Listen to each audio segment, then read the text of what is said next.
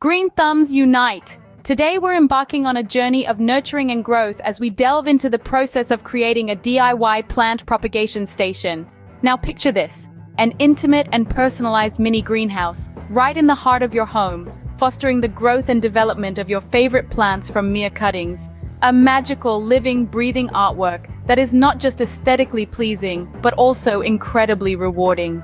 This project is an opportunity to engage with nature, to learn about the incredible process of plant propagation, and to literally watch life grow from a tiny cutting. The satisfaction that stems from seeing a plant you propagated yourself thriving is unmatched, and we're here to guide you through this remarkable process. Before we start, let's gather our materials. You'll need a clear glass container.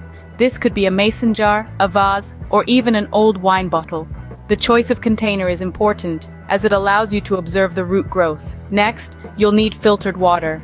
This isn't just regular tap water. Using filtered water ensures that there are no chemicals that could hinder your plant's growth. Lastly, you'll need cuttings from your chosen plant.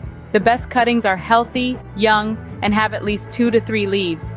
The first step in our process is filling up your chosen glass container with the filtered water.